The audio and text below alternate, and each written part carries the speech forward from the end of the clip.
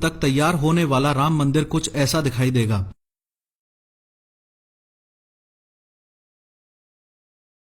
इसकी लंबाई 270 फीट, चौड़ाई 145 फीट और ऊंचाई 141 फीट होगी। मंदिर की बनावट को अच्छे से समझने के लिए खाली जमीन से शुरुआत करते हैं। सबसे पहले करीब 25 फुट ऊंचा फाउंडेशन स्टोन होगा। उसके ऊपर 6 फीट ऊंचा छोटी डिजाइन में चबूतरा होगा। उसके ऊपर 16 फुट 3 इंच की ऊंचाई के 106 पिलर्स लगेंगे। रामलला की भव्य मूर्ति इस गर्भगृह में विराजमान होगी। गर्भगृह के चारों तरफ परिक्रमा लगाने की जगह होगी। उसके बाद पहली मंजिल का चबूतरा होगा। उसके बाद 14 फुट 3 इंच ऊंचाई के 106 पिलर्स पहली मंजिल पर भी लगेंगे। उसके ऊपर छत और गुंबद होंगे। पर ध्यान देने वाली बात है ये शिखर, जो कि 65 फुट 3 इंच का होगा और इसके ऊपर भगवान राम के नाम का झंडा फहराया जाएगा। इस प्रकार देखा जाए तो मंदिर में कुल 212 पिलर्स होंगे। हिंदू माइथोलॉजी के मुताबिक हर एक पिलर में 16 मूर्तियां डिजाइन होंगी, जो कि हिंदू देवी देवताओं की होंगी। मंदिर में एंट्री टोटल 5 जगह से हो पाएगी।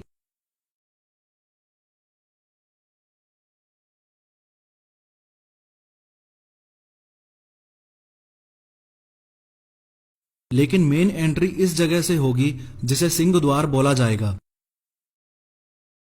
पूरे मंदिर में कुल 24 दरवाजे होंगे, जिनकी चौखटें संगमरमर के पत्थर से बनाई जाएंगी। जो मेन दरवाजा होगा वो मकराना के सफेद संगमरमर के पत्थर से बनेगा। राम भगवान की मूर्ति ग्राउंड फ्लोर पर स्थापित की जाएगी और फर्स्ट फ्लोर राम दरबार के लिए होगा। मंदिर के मुख्य 5 हिस्से होंगे: सिंह द्वार, नृत्य मंडप, रंग मंडप, कौली, गर्भगृह और परिक्रमा। मंदिर में कुल 330 बीम का इस्तेमाल किया जाएगा। पूरे मंदिर में कहीं भी स्टील का इस्तेमाल नहीं होगा, क्योंकि मंदिर को भव्य बनाने के लिए भरतपुर राजस्थान के पत्थरों को बारीकी से तराशा जाएगा और सिर्फ उन्हीं पत्थरों का उपयोग होगा। मंदिर का लगभग 70% काम पूरा हो चुका है और बचा हुआ काम पूरा होने में 3-4 साल और लगेंगे। चंद्रकांत सोमपुरा ही वो शख्स हैं जिन्होंने राम मंदिर का डिजाइन और मैप तैयार किया है। खास बात यह है कि गुजरात में स्थित भव्य सोमनाथ मंदिर का मैप और डिजाइन इनके ही दादाजी ने बनाया था। ये राम मंदिर का मैप और मॉडल सोमपुरा जी ने 90 के दशक के शुरुआती सालों में बनाया था, जिसे उस समय भावी संतों ने और विश्व हिंदू परिषद ने स्वीकार किया था। ये जो बाउंड्री के अंदर का एरिया आप देख रहे हो, ये करीबन 6 एकड़ जमीन है। चंद्रकांत सोमपुरा ने पूरा नक्शा 6 एकड़ में इसलिए तैयार किया क्योंकि 2.77 एकड़ जमीन तो सुप्रीम कोर्ट ने दे ही दी है और बची हुई 3.25 एकड़ जमीन वो भी उपयोग में ली जा सकेगी जो सरकार के अंडर है। वो इसलिए क्योंकि जो 67 एकड़ जमीन सरकार के अंडर है वो अलग अलग ट्रस्ट की हैं। इस 67 में से सबसे ज्यादा यानी कि 42 एकड़ जमीन सबसे बड़े ट्रस्ट राम जन्मभूमि न्यास की है। ये जमीन पिछले कई सालों में राम जन्मभूमि न्यास ने विवादित जमीन के आसपास रहने वाले लोगों से खरीदी थी। राम मंदिर के चारों तरफ 4 छोटे छोटे मंदिर और होंगे, जिसमें भरत मंदिर, लक्ष्मण मंदिर, सीताजी मंदिर और गणेश जी का मंदिर होगा।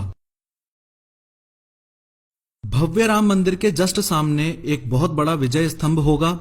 मंदिर के डायमेंशंस को अच्छे से समझने के लिए ये याद रखें कि मंदिर के सामने खड़ा हुआ 6 फुट का आदमी कुछ ऐसा दिखाई देगा और मंदिर की साइड एंट्रीज पे खड़ा हुआ 6 फुट का आदमी कुछ ऐसा दिखाई देगा। मंदिर से हटके थोड़ा बाईं ओर चलें तो इस जगह पर कथा कुंज भी होगा।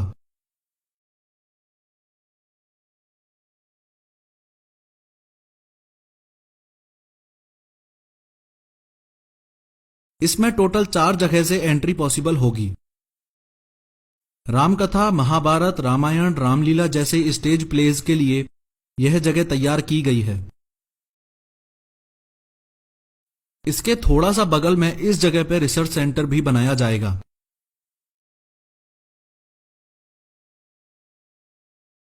अगर मंदिर के दाईं ओर चलें तो इस जगह पे स्टाफ क्वार्टर्स होंगे।